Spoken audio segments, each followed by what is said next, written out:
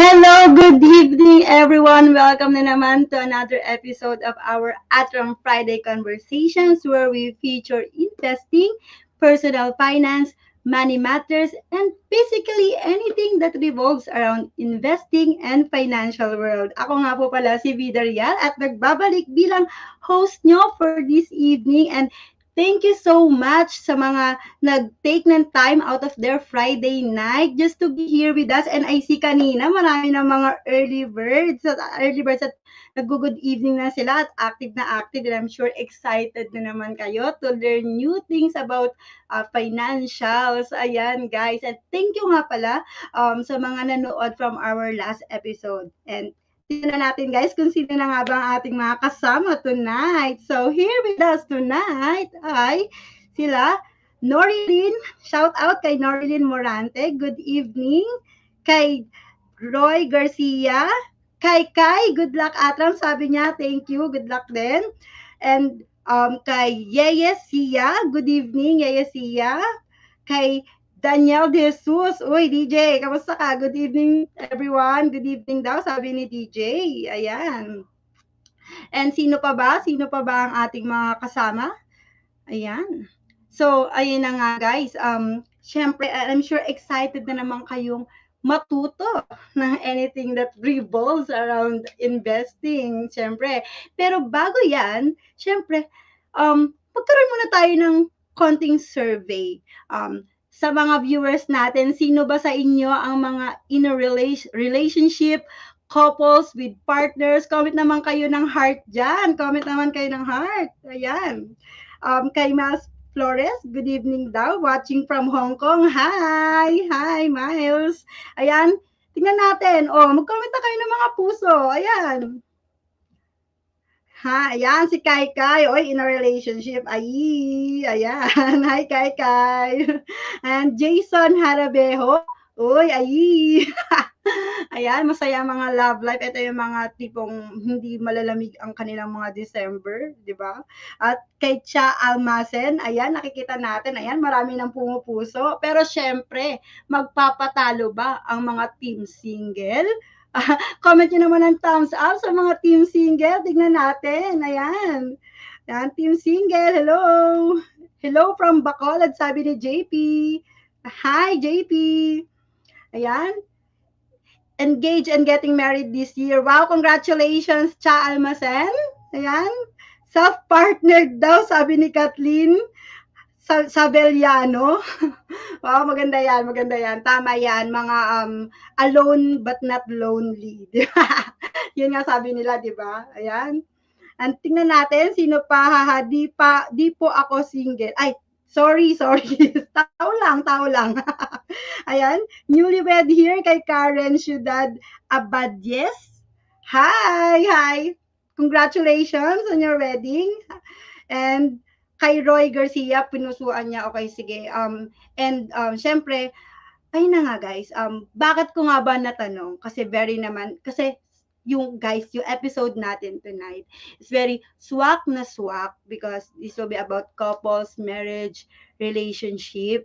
Ayan guys. Pero syempre, wag malulungkot ang mga team single kasi for sure, marami pa rin kayong matututunan kahit na yun yung topic natin ngayon kasi it's still about finance and after all, we're all involved in a relationship, di ba? And kaya naman, kasi syempre, at the end of the day, yun nga, we're all involved in a relationship and we at ATRAM, hashtag, together, we can make smarter financial decisions to build a stronger foundation for a financially secure future. Ayan, yan ang aming goal lagi para sa inyo. Kaya naman, it's not something about marriage, it's not about couples always. Ayan, syempre, it's all about finance pa rin after all. Kaya wag kayong malulungkot mga team single.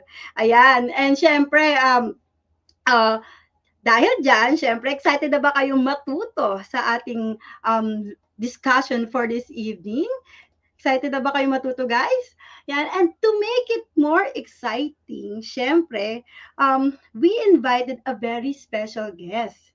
Kaya naman, syempre, syempre para mas marami tayong matutunan, syempre to share na lang din her experiences, to share her experiences with us, and to give us some tips na rin how to make the most of our paychecks, syempre. And ang guest natin ngayon is very in demand, guys. Very in demand ang ating guest natin ngayon. Kaya stay tuned lang kayo, guys.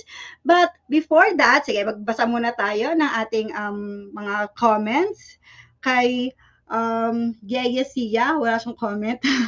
Congrats, Roy Garcia. Congrats. Hello. And I'm sure yung iba sa inyo marami na ring idea about kung sino ang magiging, since very in demand siya, meron na kayo idea kung sino yung magiging guest natin tonight. But before that, syempre, I would like to give shout out to the ATRAM Seedbox community. Hello ATRAM Seedbox community. Evelyn Suyat watching from Hong Kong. GN Best community and to the financial literacy communities. Hello sa inyo guys. Hello sa inyo guys. Hello. And syempre, stay tuned lang kayo guys kasi papunta pa lang tayo sa exciting part ika nga because we will be giving away limited edition ATRAM merchandise. Yes, tama kayo ng dinig guys. And hindi lang limited edition kundi seed box credits. O, di ba? Natuto na naman tayo, mananalo pa tayo, di ba? Kaya huwag kayong aalis because we will be giving away a lot of prizes. Kaya stay put lang kayo dyan guys ha. So, paano nga ba manalo? Paano nga ba manalo? So, yan. Here's one way to join. So, scan nyo lang yung QR code na found on your screen. Yan, sa baba. And search for the pinned comment in the comment section. Click nyo lang yung link dyan. That's one way to pin our raffle entry. Siyempre. And we will be posting the list of winners sa ating Viber page, hashtag ATRAMPH community, kaya don't forget to join. Ayan. And hindi lang yan, guys, kasi mamimili kami ng 3 lucky sharers ng ating live stream for tonight. Kaya ano pang hinihintay nyo, mga viewers? Share lang ng share ng ating live stream with the hashtag ATRAM Convo. Kaya malay nyo, kayo na ang ating lucky winners for tonight, di ba? And syempre, hindi lang yan. Because we will be having a trivia later. Syempre, para naman malaman natin kung may mga natutunan ba kayo, 'di ba? Kaya ano pang hinihintay niyo, guys? 'Di ba? Sit back, relax and be prepared to learn. Be ready always to learn, guys. Kaya as mentioned, syempre and as promised, eto na ang ating special guest for tonight. And she has a degree in architecture and surprisingly made a career shift to entrepreneurship and dedicated her early career to providing avenues for startups to physically sell their products and services through Pop District Bazaar, Sugbo Mercado, The Market, street food, and other pop-up events. In 2019, she also partnered with talented people for a creative agency called Dual Story and started an online platform and YouTube channel called Ready to Adult PH. O sa mga nakakaalam dyan, baka I'm sure most of you nakafollow na sa kanya because nga very in demand na ating guest for tonight. Anyan. Danielle De Jesus watching from Makati. So, ayun na nga. Sa Ready to Adult PH, she talks about personal finance, entrepreneurship, and adulting how-tos. So, ayan, so without further ado, let us all welcome our very in-demand guest for tonight, Miss Charm De Leon. Palakpan na natin. Hello, hi, say welcome to the Good viewers evening. natin. Welcome natin si Charm. Ayan, ang ganda-ganda ni Miss Charm ha. Kaya naman pala in demand ka, Miss Charm. Dahil maganda ka. And I'm sure hindi lang maganda, Good nakaka-inspire evening. din makinig kapag maganda ang nasa screens natin. Pero ito, curious na ako, Miss Charm. Especially ito. Kasi, alam niyo ba guys, si Miss Charm ay kaka-engage lang. O, di ba? Congrats natin si Miss Charm. Congrats, Miss Charm. Thank you. And Thank you. question ko lang, syempre, makaka-relate yung marami sa atin dito because I'm sure June ngayon, tamang-tama, June ngayon and very, very, pag sinabi natin June, marami ang kinakasal, marami ang nagpa-plan ikasal ng June, gustong maging June bride. So, how's your ano naman, wedding preparation? Siyempre, Yeah, curious. for me, we had a long engagement, like more than 1 year siya before our wedding. So we're taking Mm, it slow. Medyo malayo pa yung wedding namin. And we're enjoying lang the process, no pressure, so that we can also choose and really properly budget and choose our suppliers then. So that's why we allotted, I think, more than a year talaga siya. So I guess that's a tip also for those who are engaged and you have time, you want to properly plan everything. So wow! Siyempre ano din, question ko din, siyempre curious lang din ako and for sure marami sa atin din ang curious na how do you juggle all this? Siyempre you have to work and then you have to prepare for the engage or the wedding on the side. So how do you juggle all this pa? yeah, I think it really helps na we allotted a lot of time. So maybe I take care of wedding stuff like once a week lang. Maybe I carve out 1 or 2 hours a week for wedding stuff. Tapos it's always helpful to have like to research a lot ahead of time. So early on the engagement, search ka na kahit you're not engaged pa, 'di ba? Like search ka na Mm-mm. sino yung mga supplier na gusto mo, ano yung mga peg na gusto mo. Alam ko yung mga girls diyan, may mga Pinterest board na for their wedding. So those will Yeah. actually really help you mold your dream wedding, right? So yeah, take time and really enjoy the process. That will help you be less, bridezilla when it comes to the details. If you're not parang super gipit sa time, that will help you with the decision making process talaga. Oh, wow, tama 'yan, tama 'yan and marami akong natutunan about diyan sa'yo, Miss Charm, and I will ino-note ko 'yan because, malay mo in the future, 'di ba? And, 'yan tama 'yun, mas maganda yung mas mahabang preparation at least hindi ka magre-regret in the end, 'di ba?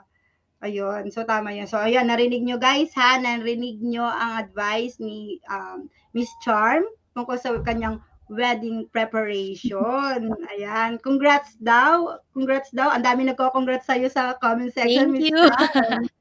Enjoy the process and do not be a bridezilla. Yes, But grabe talaga parang yung gano'n 'yun. pressure. Ayan, tama 'yan. So, that's very nice to hear and I'm sure siyempre, patikim pa lang 'yan sa mga matututunan ng ating mga viewers tonight because, 'yun, I'm sure very excited na sila na marinig yung presentation mo, 'di ba? Siyempre marami, June ngayon, marami nagpre-prepare ng kanilang weddings, engagements, gano'n, gano'n. So, very timely and relevant ang ating topic for tonight. Ayan. So, that leads us to our discussion today. So, take away, Miss Charm, take it away. Yes, thank you, Vida. Sige. Let's start. Okay, so I was invited by ATRAM to talk about the truth about couples and money, right? So I think I was already kind of introduced earlier, but let me again, I want to share to you guys what our topic of discussion is for today. So, what are we covering today? So, I want you guys to understand the importance of financial alignment with your partner, with your boyfriend, with your girlfriend, with your husband or wife. I want you to set goals, not just individually, di ba? Nagsaset tayo ng New Year's resolutions, goals for the year for ourselves, but also with our significant other.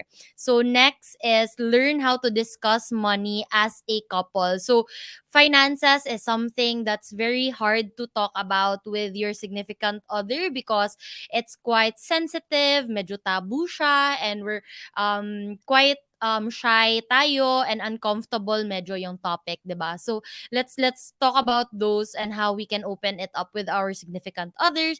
I want you guys to understand the different ways to merge your finances, especially if you guys are about to get married na, like myself. And also I want to give tips on how to manage money as a couple.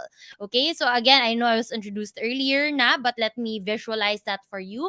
I'm the finance director of these five companies. I'm entrepreneurship and financial literacy advocate. So I this is my passion. I did not study anything related to entrepreneurship or finance in college, but I've studied it after college, and that's the nature of my work. I'm also a content creator at Charm De Leon on YouTube. So there I talk about personal finance and business and adulting. So parang tumpak talaga yung topic natin for tonight for the type of content that I make. And I think another credibility wise, I want to share that I am also engaged. So me and my fiance, we're set to get married this year, and we've talked about these things as well. So I'm not married yet, but we have been very open with our finances. And we even opened our joint account 1 year into being in a relationship. So I'll talk about more of that in a bit. But yeah, let's start this webinar. So the point for tonight is really for financial alignment. So this is what I want you to achieve with your significant other. I want you to be aligned with your financial goals. I want you to understand each other's financial standing and where you are at your financial life and at your adult life at that, right? So it's all really aligned and all really intertwined. So, introduction, let's talk about what you need to know about couples and money. So, let's take a look at the statistics. So, when you get married with your partner, do your finances get married as well? The short and simplified answer is yes. Being legally married means that your spouse's income and debt are also now yours. So your income, assets, liability will be mixed, of course, except if you have a prenup in place, but that doesn't really cover everything separately. So generally in the Philippines, if you are married, then you're going to be sharing your finances. Okay? So I'm sure a lot of you guys know already that money problems can lead to separation, especially when you're married already. It's not as common for mag-boyfriend, girlfriend pa lang. We don't typically fight about money then, but it gets elevated, and the issue gets elevated when you are married already because nga isa na lahat ng mga bills nyo, you have to be more open about your finances and such, right? So we don't have divorce in the Philippines, but in the United States or countries similar to that, the top 5 reasons for divorce include: number one, lack of commitment or incompatibility. I can't really help you with that arena. Number two, infidelity and affairs. Again, I can't help you with that. I think parang super issue ngayon, di ba? Kasi si Moira trending because of that. And number three, which is what I will be talking about today, is money. So 22% of divorces are because of money issues, money financial problems, right? So the rest are domestic violence or addiction and communication issues. So let's focus on the third biggest cause of divorce, which is money. So in the Philippines, again, even if wala tayong divorce, it still causes a lot of friction in the relationship of married couples, maybe our parents. We've seen that na pinag-aawayan nila yung money, 'di ba? So let's try to avoid that. So let's see here the difference between couples who agree financially and for couples who disagree financially. So for couples who agree financially, they are aligned with they're aware and aligned with their financial goals and financial stature. Content sila with the financial responsibilities that they have. Clear on goals and progress sila, so they know where they're headed, they know what they're saving about, they know how much they should be saving. They have good communication between each other, and of course spending is aligned with their values and things that they have talked about, right? So uh sino ba dito yung they think na agree sila financially with their significant others? Comment heart below. So here naman some other end, if you disagree financially, what can happen? So there's uncertainty and fractured focus, because again, I said earlier, 'di ba, na it might cause some friction if you disagree financially. Baka hindi natin alam yung isa, they don't like na pala na sila lang always nagbabayad sa mga dates, 'di ba? If you're not open about those things, then that might be a point that can grow bigger and become a problem later on, right? Inconsistent, or there's no clear direction of what you really want to do as a couple. So poor din yung communication, you don't know what your goals are. If you're still mag-boyfriend girlfriend, I think one of those things na considered a clear direction of your relationship, that's also financially, it's still significant financially, is your wedding, right? Your marriage.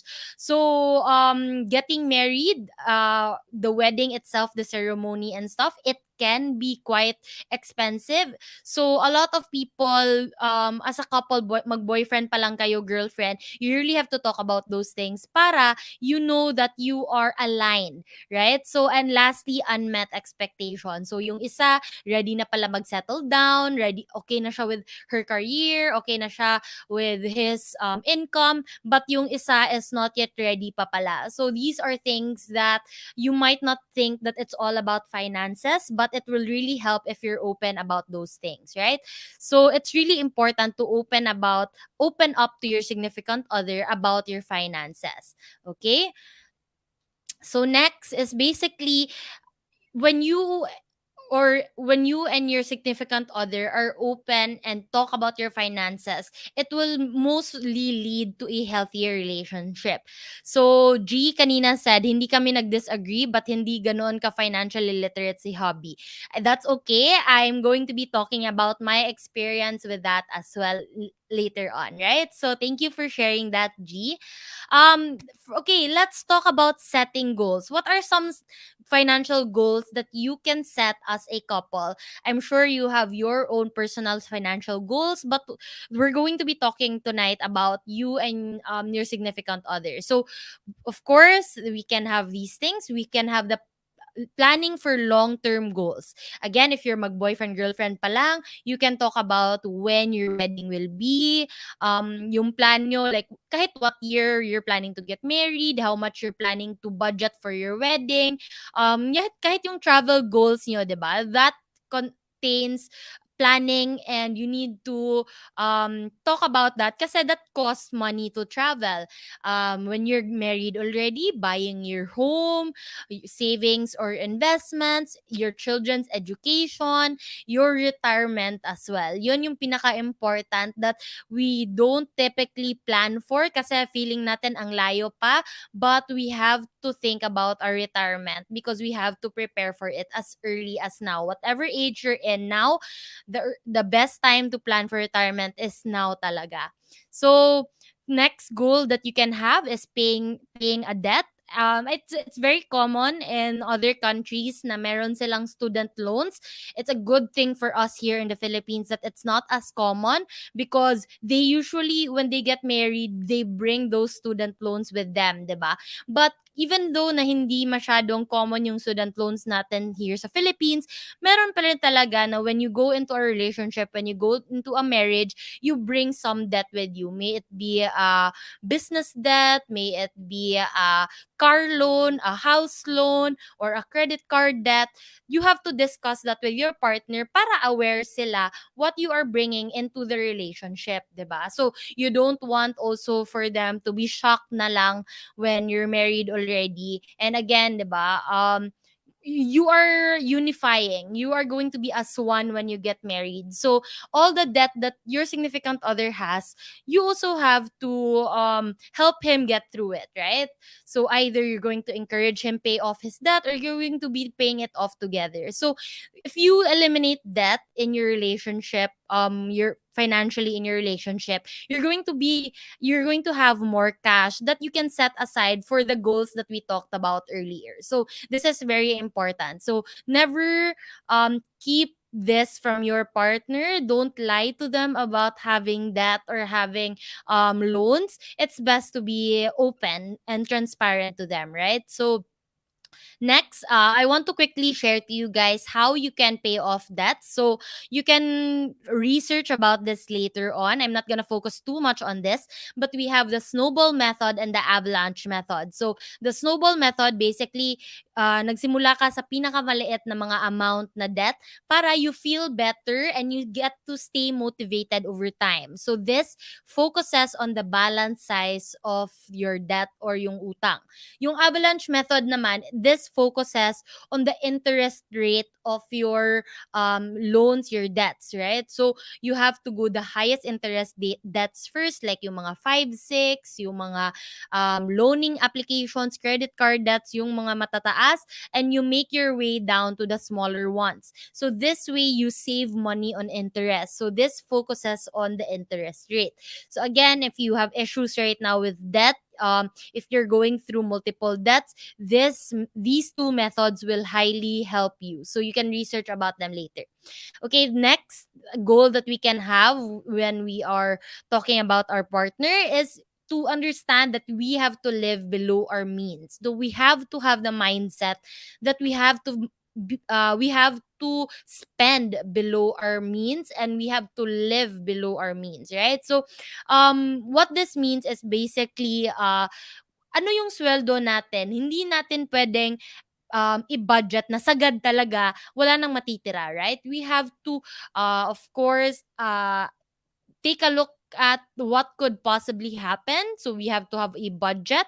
We have to allocate budget also for our savings and investments. And of course, we have to avoid debt, right? So if we have debt, again, we have to try and eliminate them. But if we don't have, then we have to actively avoid it so that we don't fall into it, right? So next is we have to establish an emergency fund or a buffer fund. A buffer fund. So an emergency fund, typically this is 6 months of your monthly expenses as a couple. So as a couple, ano ba yung lahat ng gastos niyo around the house, all your daily commutes, all your discretionary spendings, eating out, all of these things, magkano ba yan? For example, as a couple, you spend a collective amount of 30,000 pesos a month. Ideally, meron kayong nakaset aside na 6 months worth of emergency fund. So this is around 180,000. So, di ba, we had the 30,000 times 6. That's 180,000 pesos.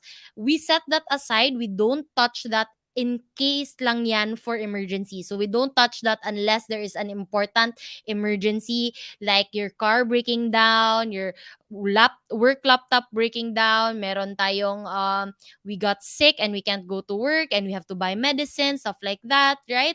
Or meron tayong mga emergency check-up, stuff like that. So yun yung mga times na we will use our emergency fund. Like for example, my last use of my emergency fund was Odette here in Cebu.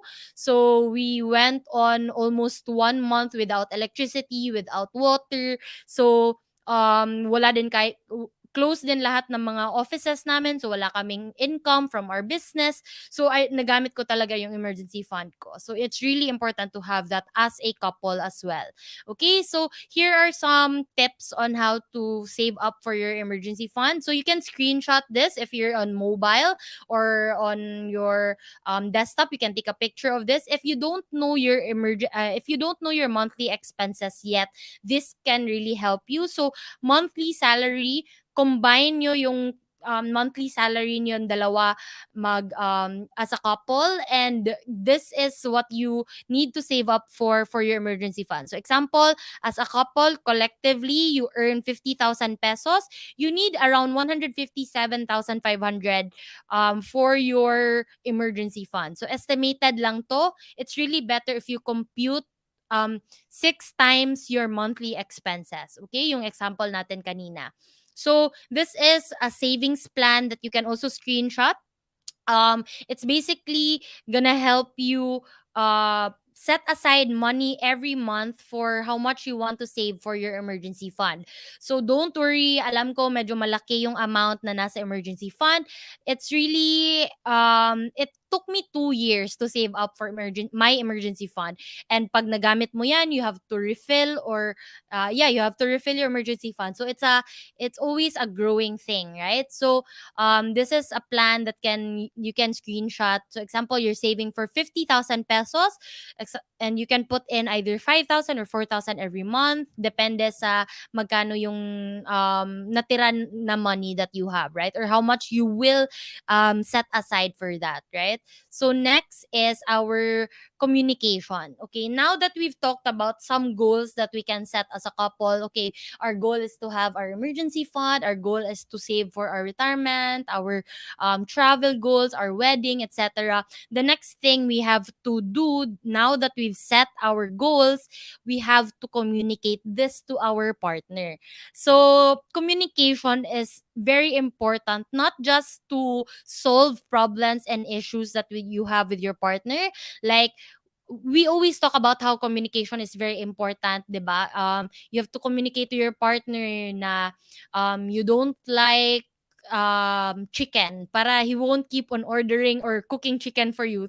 Simple things like that, to things na you don't like him joking around about these things because it offends you. So in finances as well, we have to communicate to our partners so that they know where our limits are, what's comfortable for us, what do we want. We have to talk about them, right? So first is we have to start having money conversations right now. If you're still a couple, mag boyfriend girlfriend pa kayo, either you're engaged already or you're getting married, the best time to talk about finances with your significant other is now. So plan out how you're going to do it with your partner. You have to sit down for it, especially when things are getting serious, right? Even before you're married. So for me and my partner, I mentioned earlier na first year pa lang namin mag-boyfriend girlfriend, we already opened a joint account together.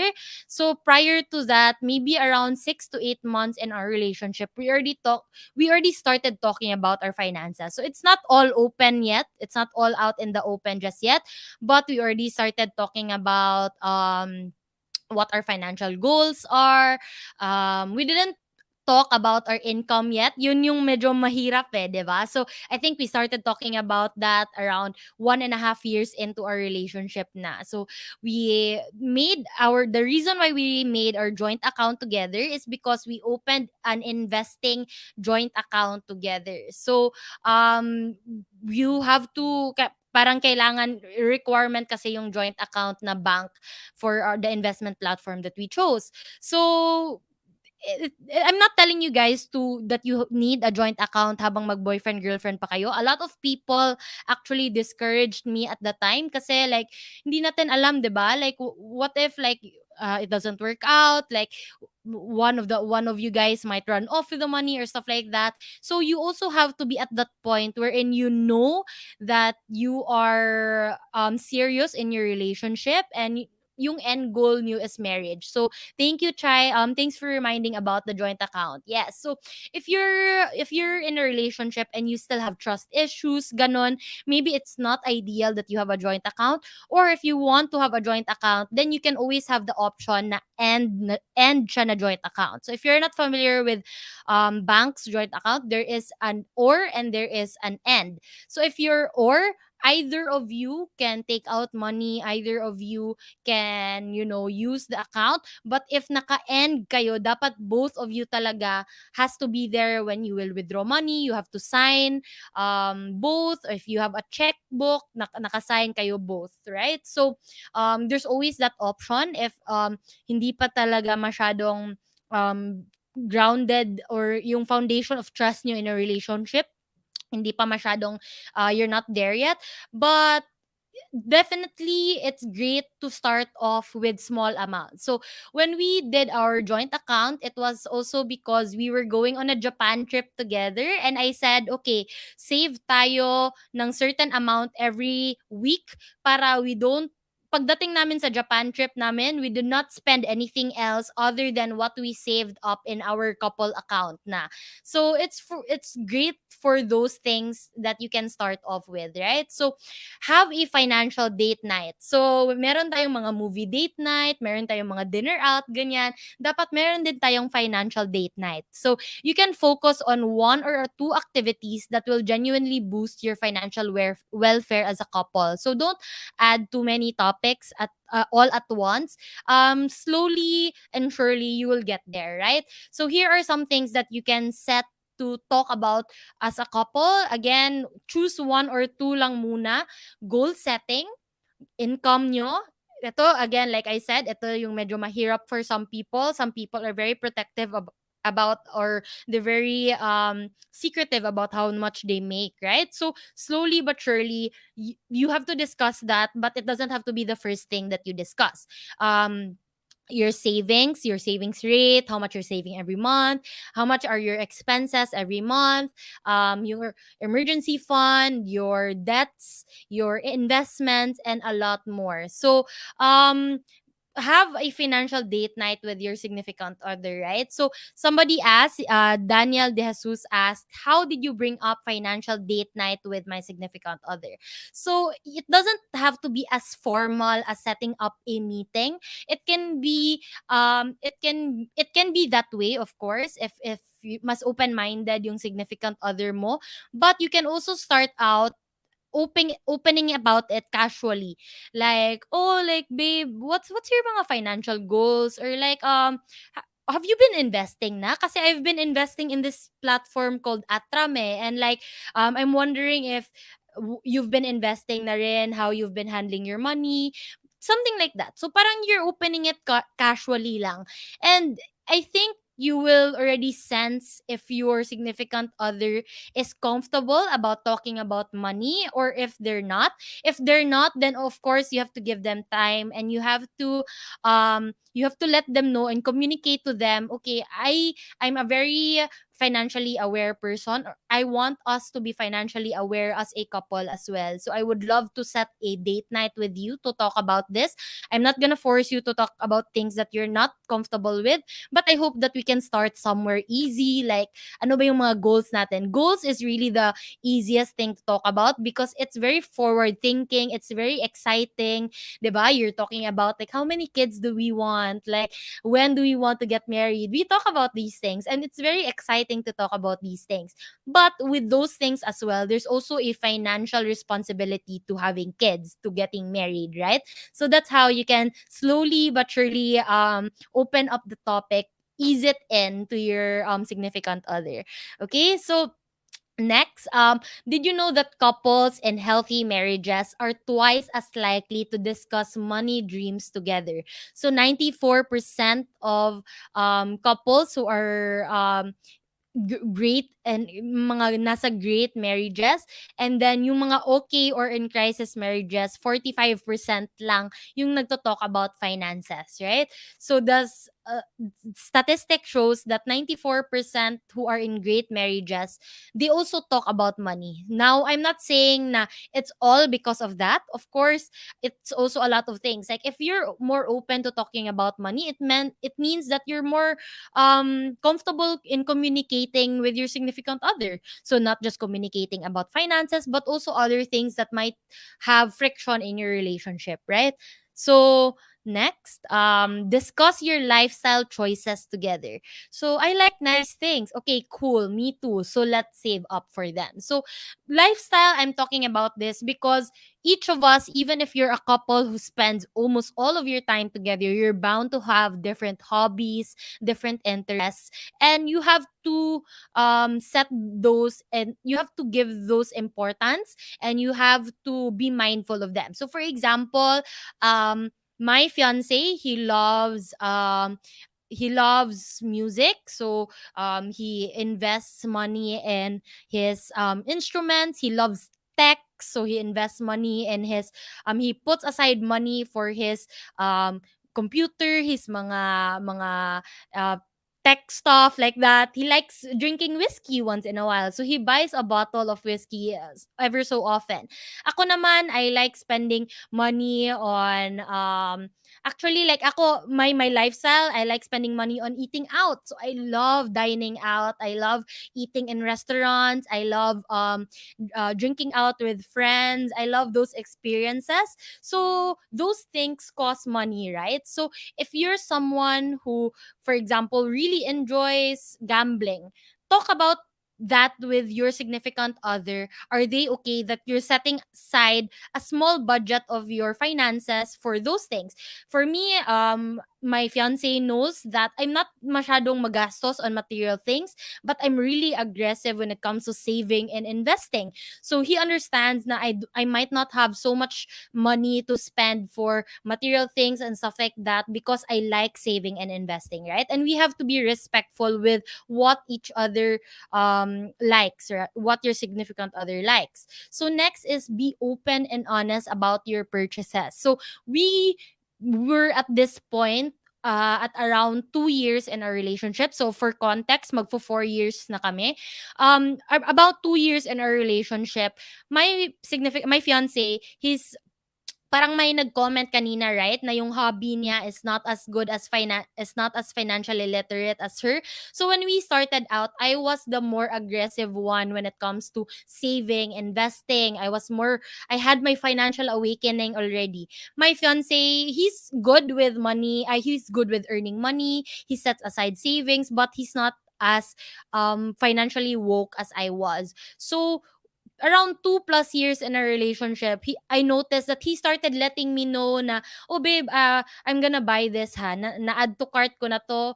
Like, parang nag-FYI lang siya. Hindi naman na he's asking permission, but he's letting me know when he buys big purchases. And I feel like that's very important. That's a really good trait to bring when you're already married. So I'll explain that in a bit. Another example why I feel like that's very important.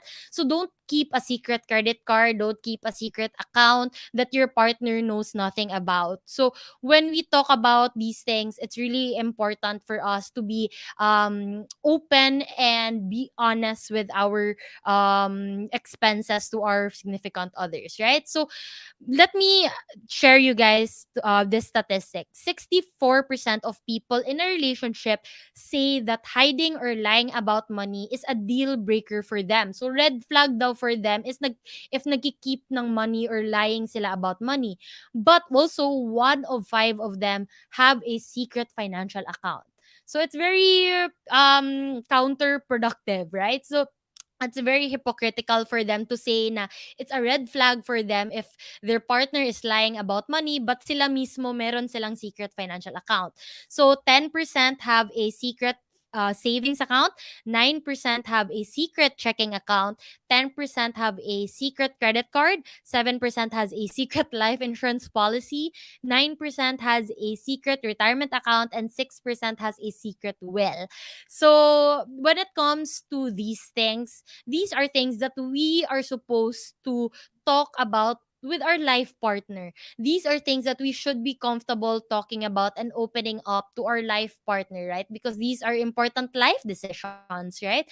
So, okay, so lastly, decide together how to budget for your family's wants and needs. So, before we head on to a break, I want to share to you guys how yeah, so wait, sorry. Santiago said need ng open secret account. Okay, so not sure what that means.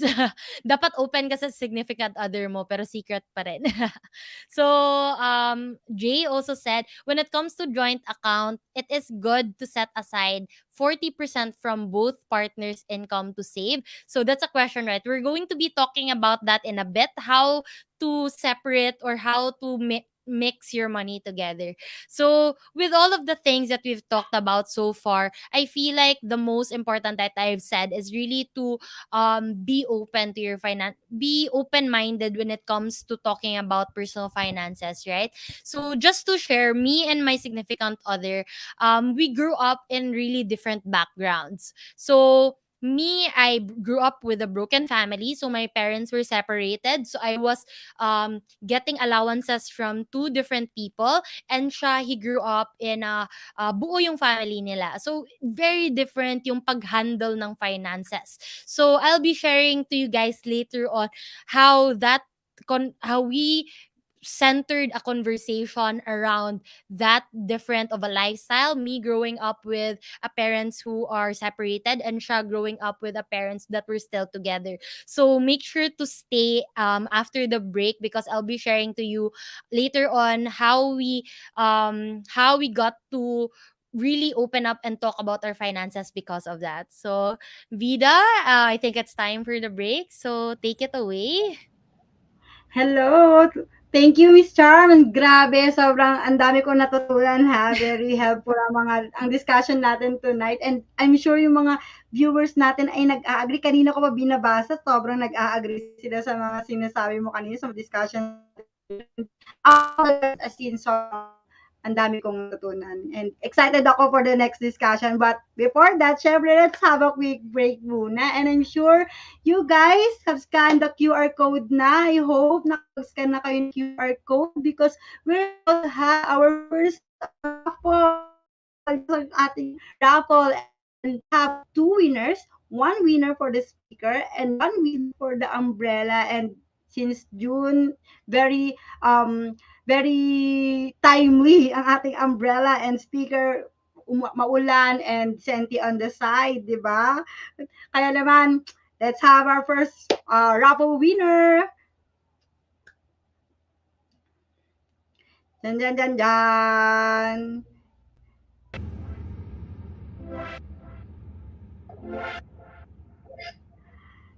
Our first winner is Joanne Javier. Congratulations! You just won a sticker. Yan. Congratulations, Joanne. And second winner is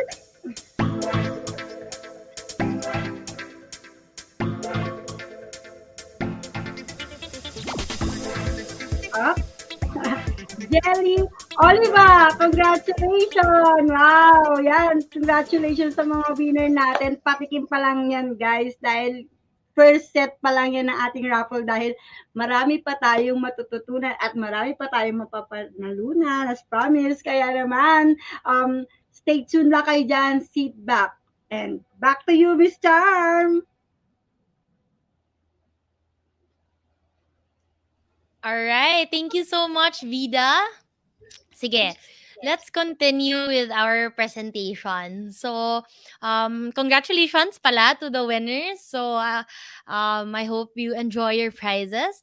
Okay, so wait, before we proceed, there's a question here. Is it still fine to have separate account even though you already have joint account? Okay, we're actually going to be talking about that next. So, we're going to be talking about ways to merge your finances. So, paano nga ba mag-merge ng finances when you're already married, right? So, very sakto yung question mo, Karen. So, let's try to answer that during this part of the talk.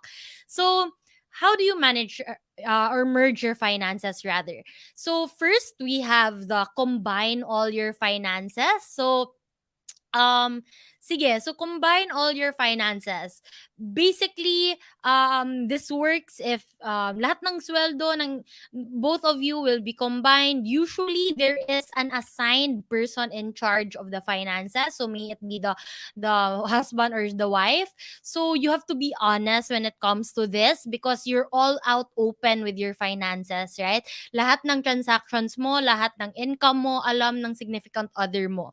So this is the most open when it comes to communication, when it comes to being financially open with your significant other. So you will be marrying your bank account. So maybe lahat ng bank accounts nyo will be an end or account or will be all joint account na. Next is you can make future plans for your financial future together lahat. May big or small purchases kayo, you have to talk about it together. Start a budget together. Always put your relationship first when it comes to this because there might be things that each of you wants, right? And you might not necessarily afford, or yung isa lang muna yung pwede nyo ma-afford. So you have to always remember that you're prioritizing your relationship. So with this, every time you make a decision with your mutual finances, ask these questions. Do you both feel this decision is fair? Did you both feel heard during the decision making process? Does this decision match your values as individuals and as a couple? And does this decision support your mutual priorities and goals? So when you check all of these, then it means that you have made a decision that you are both happy about, right? So that's why it's very important to openly communicate if you're uncomfortable with a decision, if you think that we should not buy this thing, if you think we should not invest in this thing, right? So next, sorry, nagback. Okay, so other than combining all your finances, we can combine finances, but each partner gets a fund money. So ito yung question ni Karen kanina. So this way is you're going to pool all your finances together, but meron kayong sariling account wherein parang you get a certain amount every month para siyang allowance that you're getting that you can spend on whatever you want, right? So, for example lang, let's use rough figures. Example, yung joint income nyo together is 100,000. So, lahat ng 100,000, punta yan sa joint account nyo. Pero meron kayong, let's say, 10,000 each na fun money that you can use. Maybe siya gusto niyang mag-shopping, gusto niyang bumili ng stuff, gusto niyang kumain sa labas, whatever. And siya gusto din niyang bumili ng sa kanyang mga clothes, mga jewelry, gusto niyang bumili ng mga hobbies and interests ni hobby. So, this way, you come together and make decisions on big purchases, but on small purchases, then you can use your own fund money for that. So ito yung question ni Karen for that. Of course, it's fine to have separate accounts even though you already have a joint account together. Again, this is not a one size fits all. It really depends on what works with you and your significant other or partner, right? Okay, so another way is you can keep your finances completely separate. So, example ko na lang kasi alam ko may mga celebrity couples who do this. So I know, or I read in an article, si Nico Bolzico and si Solen actually has their finances completely separate still. And then some couple do this especially when they have different salaries, or they just find it easier na they don't have to join everything anymore. Kasi of course when we were individuals, we had a lot of separate accounts to individually, right? So maybe they find it just more convenient for them not to keep it separate because it works for them, right? Yung naka-joint account naman lahat, yung ito, combining all their finances. I know that the Sky Fam, yung si Slater and si Chris, I know they've talked about, they all combine all their finances, and si Chris yung assigned person in charge who does the all the finances, paying all the bills in the household, diba? So again, nothing is really right or wrong. It really has to be within you and your partner, what works for you as a couple. So when you keep your finances together, how do you deal with your bills? We have the 50-50 wherein you split everything in half. So completely separate yung finances mo, you total all your bills, and then you pay each other 50-50 of what the total is, right? Another is splitting the shared bills by percentage of each other's income. So for example, person A earns 100,000. Tapos si person, grabe naman, let's say like 10,000 si person A. Si person B earns 30,000, right? So when it comes to expenses, the person earning 30,000, maybe he can pay 75% of the bills. Yung person earning 10,000 can pay 25% of the bills. So that's what I mean by splitting it by percentage of each other's income. The third is splitting responsibility for each bill. So I have friends who are, for example, the rent for the condo, si person A, or let's say si hubby yung magbabayad ng rent sa condo. Pero si wife yung nagbabayad lahat ng other bills. So internet, electricity, water, yung grocery, si wife yung nagbabayad nun. So you can split your bills however you want, but these are just some examples of what you can do. So lastly is living off one income. So typically when we're talking about splitting the or managing or merging your money as a couple, you what they're talking about living off one income is 'di ba yung traditionally yung husband lang nagtatrabaho tapos yung wife is a stay at home wife or is a housewife. But I don't really encourage having only one income for your family. I always encourage to have at least two, because one might happen to something might happen to the first income, wala na kayo, 'di ba? Nga. Like, it's so hard, especially during the pandemic. We saw that living off one income is really not enough. So I feel like when I talk about living off one income, so si person A, you can use that for all your bills, all your everyday living expenses. Tapos si person B, you can use all of that to build wealth, to invest, to start a business, to save for your emergency fund, and etc. 'Di ba? This way, parang as a couple, yung savings rate niyo almost 50%, right? Assuming you both earn similar amounts. So, this is also something that you can do, or you can also do it in a way wherein yung income ni husband, that's all for your expenses, yung income ni wife is all for your wants, 'di ba? So, needs is a husband, wants and investments and savings si wife. So that can also be the one that you do. Okay, so let me share to you when we talked about me and my fiance talked about this. So like I said earlier before the break, we grew up in really different financial environments when we were with our families. So ako, my parents were separated. So I lived off, naka 50-50 sila sa tuition ko.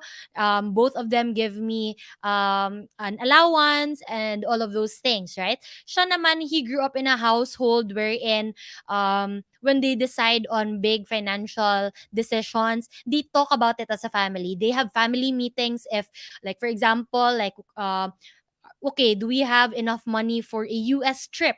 'Di ba? They come together as a family and meet about that, right? For me, that was mind-boggling. That was amazing for me because we never had that as a family. So, me going into marriage, I thought na we would keep our money separate and we just split whatever the bills we have, right? And then, so ito yun. At akala ko this is what we're going for. Siya naman, he thought that we were going for this, combining all our finances, because that's the environment he grew up in.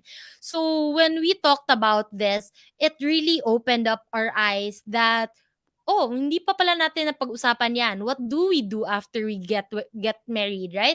So, we have come to a decision that parang we were meeting in the middle and we're doing this. So, we combine all our finances, but each of us has a fun money that we can use for whatever we want, right? So, we still come together, we meet as a family if we have big financial decisions, and whatever small items that we buy, of course we're not hiding it from each other, but also we don't have to do a family meeting each and every time, right?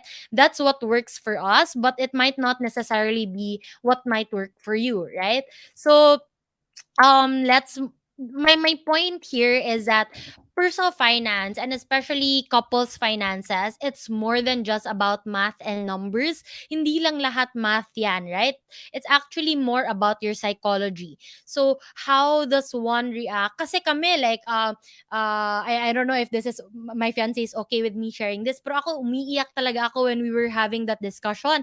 Kasi I grew up in an environment where I was very protective about my money. I was very protective about my income, my everything, right? Because I saw in my parents na they were very protective about their money, right? Everything has to be split 50-50 because of course they were separated, right? So when it comes to couples finances, you have to be we have to go into talking about, or yung mga financial meetings natin as a date night, mga finances talk natin, we have to go into it knowing that we are doing this so that we it because it's for the best for our relationship. You don't go into it being emotional in a way na you want to attack your partner or you want to be protective about your money. You have to be somewhere in the middle wherein you're open minded but also you're reasonable. That's why I always say that personal finance is about psychology, because we were trying to figure out why I was so protective about my money and why he wanted to merge everything. We traced it back to our roots in our family, right? So you always have to figure out why your relationship with money and finances is a certain way. Did you grow up that did you grow up in an environment na negative lang palagi yung pera kasi pinag-aawayan lagi ng parents mo? That's why you never want to talk about it. You don't want to talk about it with your significant other kasi feeling mo pag-aawayan nyo lang lagi, di ba? Or you grew up in an environment that money was never a problem. So you don't have to talk about it because it always was abundant. You always had money, you always had allowance and stuff like that. So you end up overspending because you never really experience having to save and invest and fend for yourself, right? So these are things that we can trace back when we talk about money and our psychology. So lastly, we're gonna be talking about managing money as a couple. So a few um tips and tricks that I've learned along the way. So how should you manage money with your significant other? So when you're talking about budgeting, there are a lot of budgeting rules already out there. Here are just some examples, but like I said, you have to find what works for you. So for example, here 50-30-20 budget. 50% goes to essentials, 30% goes to leisure, and 20% goes to savings. So this is basically your needs, your wants, and your savings. So 80-20% budget, we have the 80% goes to your expenses and 20% goes to your savings. And the 60-20-20 budget is when you have 60% for your needs, 20% for your wants, and 20% for your savings. So when we talk about needs, wants, and savings, I'm talking about the needs, things that you need to survive. Your rent or your house loan, your utilities, your food, your transportation, your insurance, etc. Wants is yung things na if you're honest with yourself, hindi mo naman talaga kailangan as of now. So those can be shopping, eating or dining out, entertainment, travel. And the next is savings, or what I like to call finance stuff. Again, these are for our goals. Our goal to have an emergency fund, our goal to invest for our retirement, savings for blank, may it be savings for our wedding, savings for our travel, etc., and our retirement fund. So here's a short comic that I want to share with you guys. Let's say this is Juan and Pedro. Juan asks, Pedro, why do you bother to budget? And Pedro answers, Juan, so we can worry before we spend money as well as afterwards. And I feel like this is the wrong way to approach our personal finances and the wrong way to approach budgeting as a couple, because this means that there's anxiety and avoidance, right? So you're anxious to talk about your partner about your money, so you avoid it altogether. So it's like sweeping dust under a rug. But we all know that that's not going to clean it, right? The pile of dust is gonna grow bigger and bigger until you have a mountain of dust under your rug. So it's the same with talking about your personal finances with your significant other. If you keep on delaying it, if you keep on not addressing the issue, it's not going to make it go away. It's just making it become a bigger problem than it should have in the first place, right? And that's why I encourage everyone to talk about your finances with your significant other. So we have ways to budget, may it be digital or manual. Just I want to share with you guys what we did when we were I think we were around 1 year. I think this is when we were saving up for our Japan trip. We put 1,500 pesos a month, sorry, a week for to save up for our Japan trip. Sorry. I think we had 8 months to save up for that. When we did our trip, we did not spend anything else other than what was already in our couple's account. So this is a 52-week money challenge. So That's why dalawa yan, kasi yung isa personal savings namin yan, and yung isa is our couple fund. So tama na pinag-uusapan tungkol sa pera in our family. We totally we talk about totally we don't talk about money hanggang sa magkapamilya na kami. Doon na lang na-realize na dapat pinag-uusapan ang pera. Yes. So the earlier you can do it talaga, the better. Kasi you can also, parang you will know how your significant other deals with money. May it be like, magastos ba sila, sensitive ba sila about topic ng money, ganon. So early on malalaman nyo na. So this is what we did as a couple. So I highly encourage people to do a 52-week or a money challenge also with their significant other. So, next is you prioritize your basic needs, especially if you are married already. You need to prioritize your needs and what comes first, because your wants can follow naman eh. I know that it's so, sometimes we want to reward ourselves, sometimes we want to celebrate anniversaries, birthdays, ganon, but not when we are sacrificing our basic needs.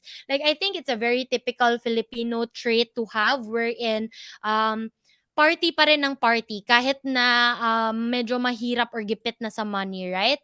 So I feel like we have to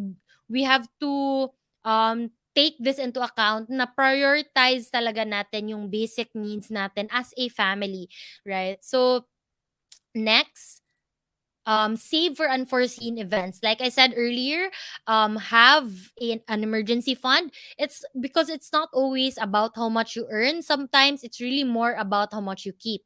So what do I mean by that? Of course, it is important to keep on growing how much our income is, but I've had there was a time wherein super magastos talaga ako, wherein I had a friend who was earning half of the amount that I'm earning, pero same lang yung nasa-save namin dahil ang laki ng gastos ko as a breadwinner. So that's what I mean by when I say that it's not always about how much you earn, but it's really more about how much you keep, how much you intentionally save and invest. So next is decide how you're going to store your money. Like I keep mentioning earlier, do you want to have a joint account? Do you want it to be an end account or an or account? Or you want to have individual account and just have someone, have a person in charge for your finances, right?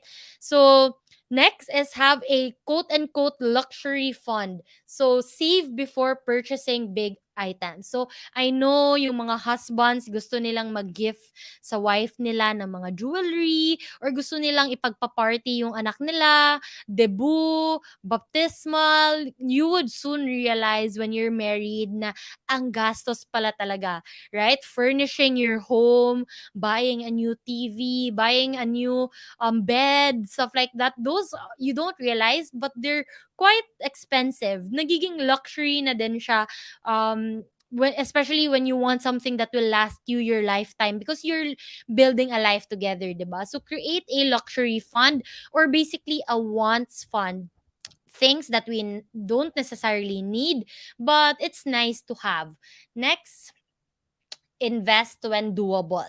Okay? So when we talk about kanina, I reminded you guys na it's really important to save for your retirement as a couple, because you want each other to be set for life, essentially, right? Your retirement fund, that is literally the money that will make you set for the rest of your life. It's a nest egg that you will live off of when you don't have an income anymore. Because I don't know if you guys realize, when we retire at 60 or 65, the rest of our life, medyo wala na tayong income, right? Wala na tayong active income from salary, right? So we have to save up for that. And that's why I always tell my friends also who are couples, invest always, right? So I want to talk about and expand more about investment. Sorry, hold on.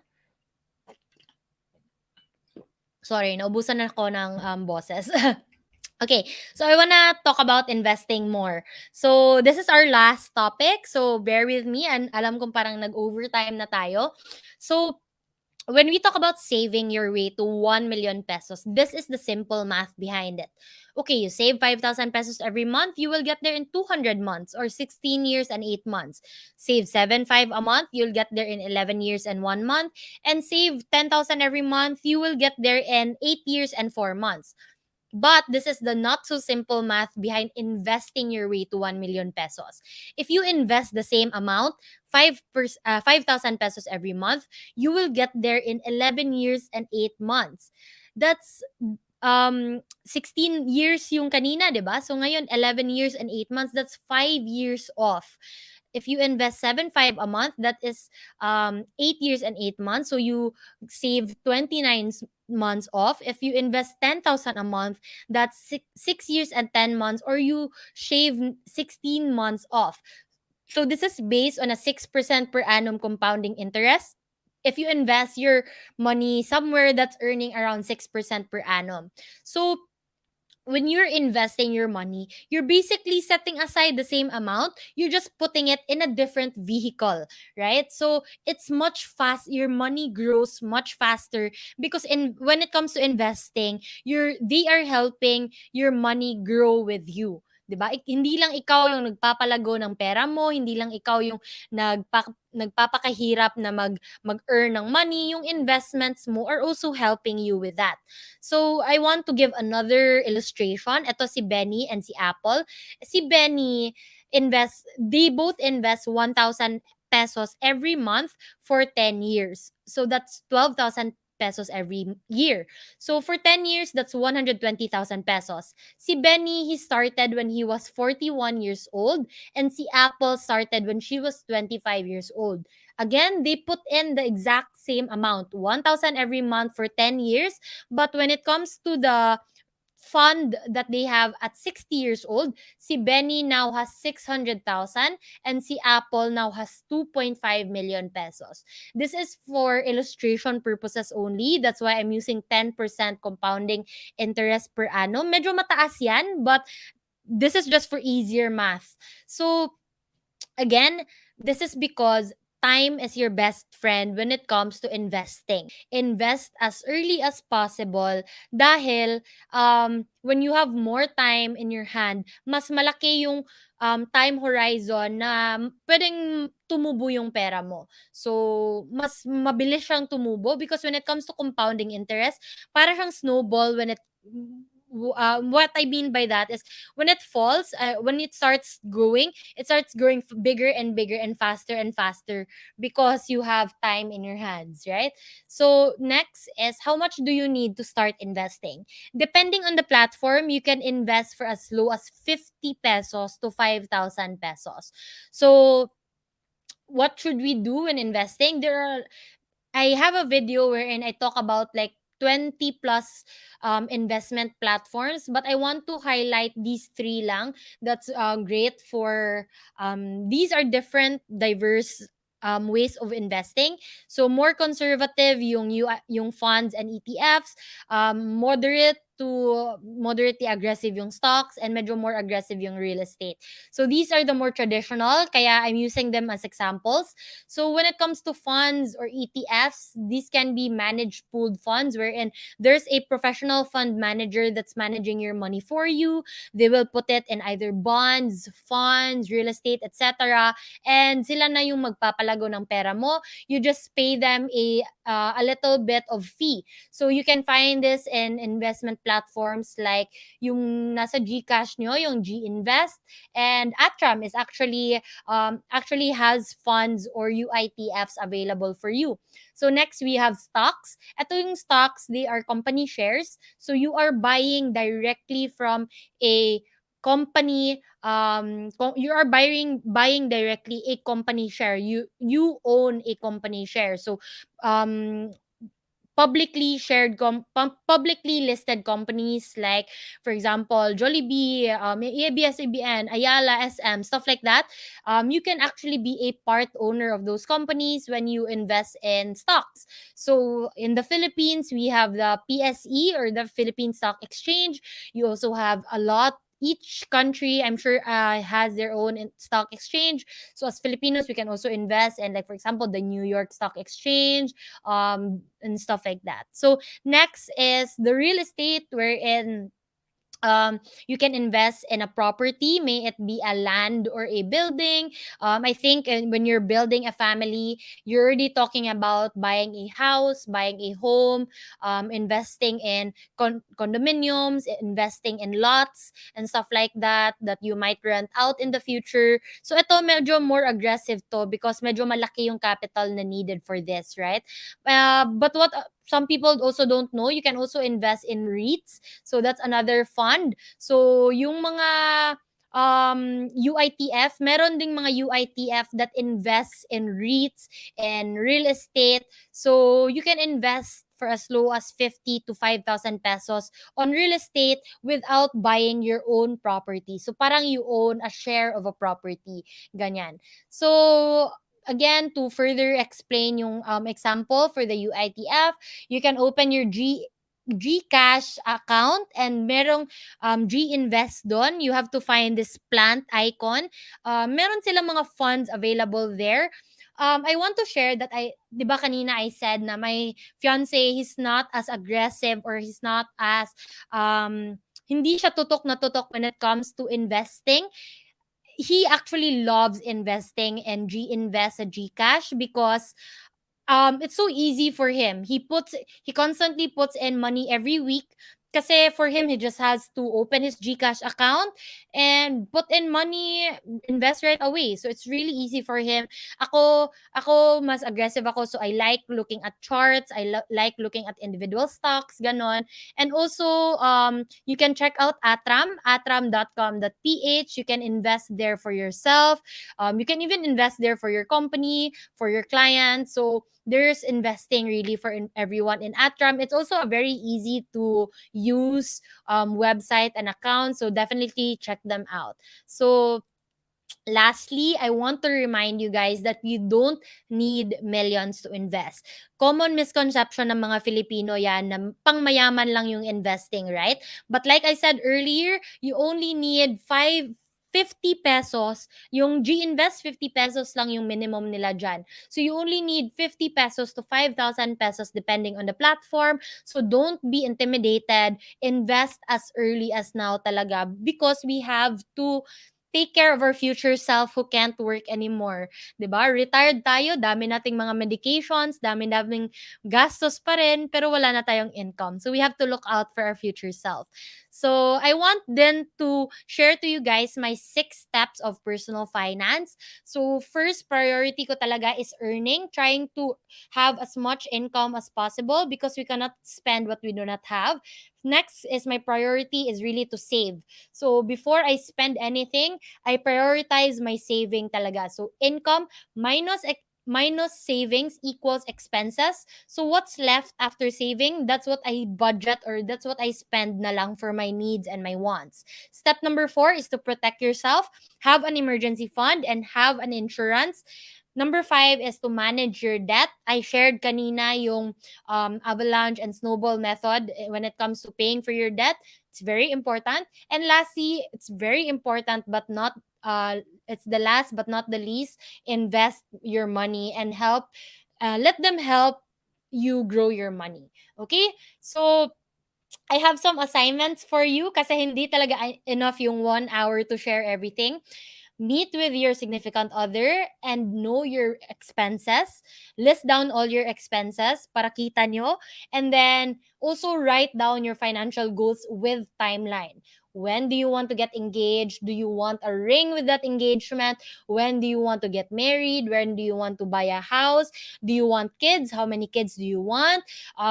Which school do you want your kids to go to? Do you want them to go to a prestigious university in Manila, or do you want them to study here?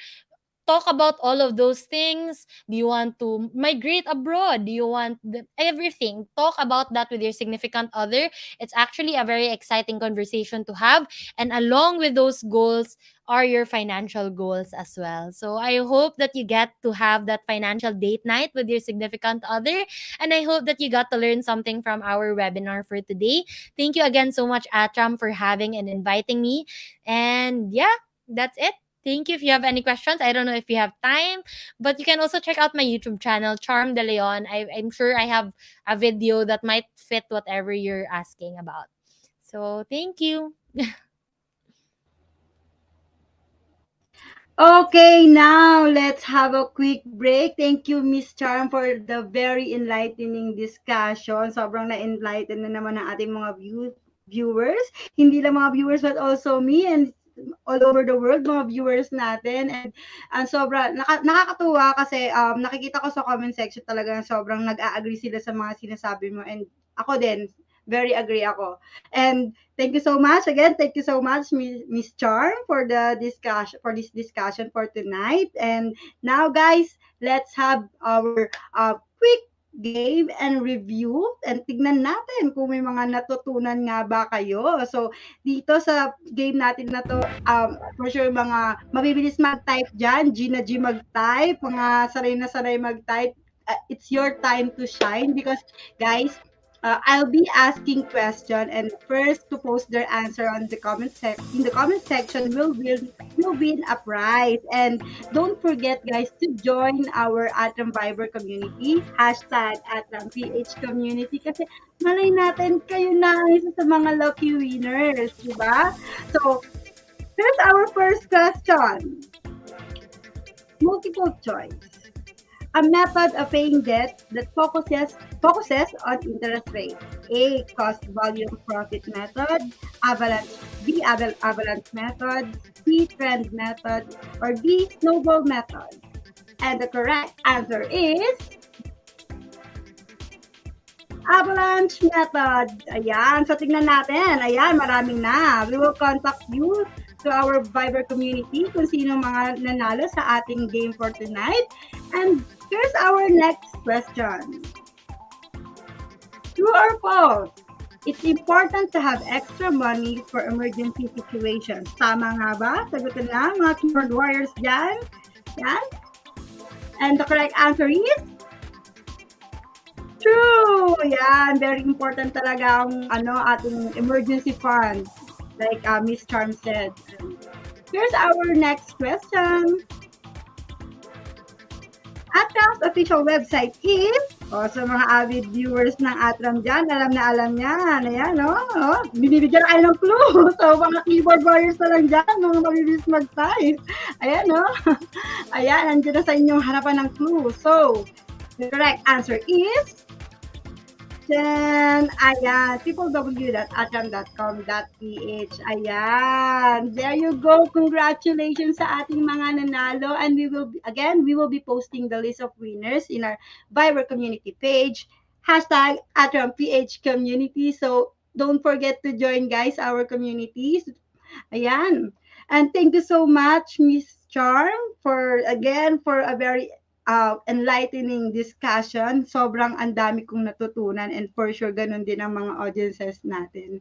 And ayun, and for sure madadala ko to. Very important. So guys, katulad ng laging sinasabi ni Miss Charm, don't lie to your partners when it comes to your debts and your money and finances. So, yan. So, Miss Charm, so bago natin tapusin, bago tayo mag-proceed sa ating next raffle, narinig niyo yan guys, meron pa tayong raffle. So, Miss Charm, ano naman masasabi mo or parang let's put it in a nutshell?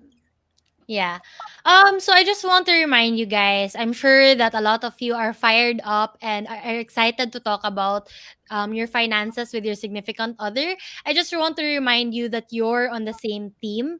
Don't go into that conversation wanting to fight or wanting to argue or wanting to attack each other, right? You're on the same team. You want this so that you can move forward in a healthy relationship, right?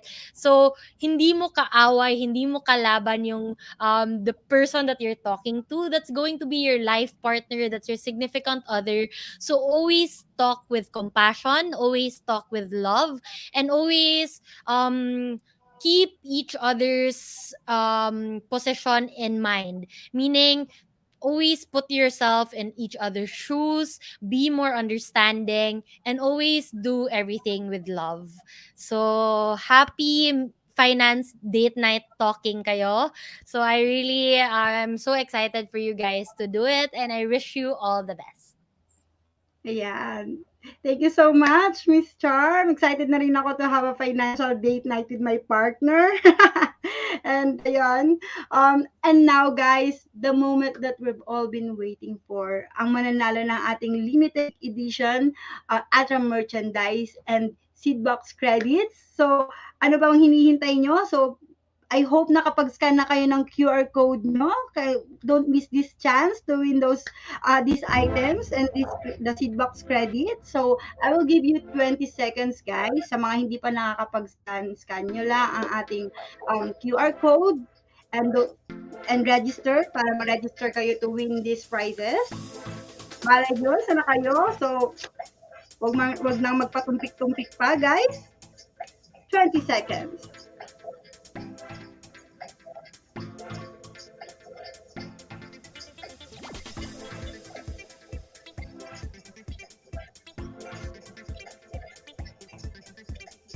And don't forget to join, guys, our ATRAM Viber community or ATRAM Viber page. Hashtag ATRAMPH community. Don't forget kasi malay nyo, mga pangalan mo ay nakalist na doon. Kaya naman, huwag nyo na isang chance na to win these prizes.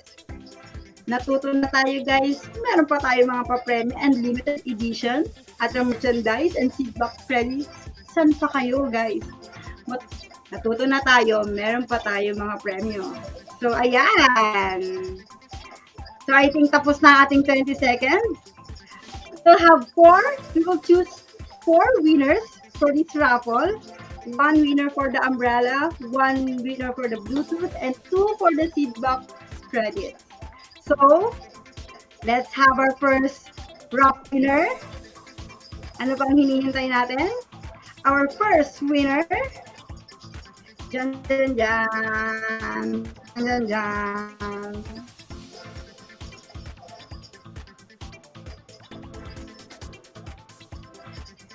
Our first is Casey Ann Tongko. Congratulations, Casey Ann.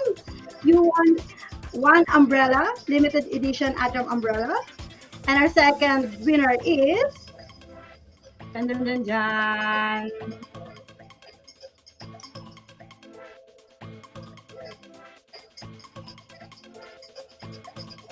Giselle Rivera. Congratulations, Giselle. Ayan. And here comes our third winner. Mananalo ng seedbox credit. No other than Jonathan. Yung totoo, Jonathan, ano ang apelido mo? Maraming Jonathan sa mundo. Maraming Jonathan sa mundo, guys. So, sino to? Okay. So, our last winner.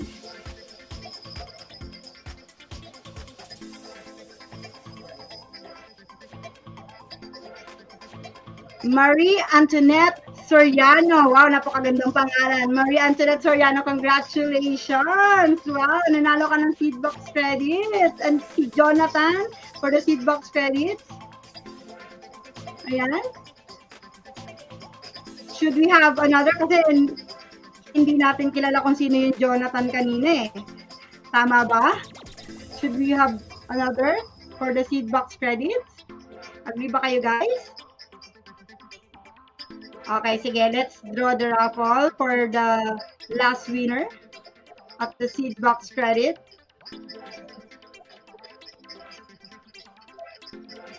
Yan.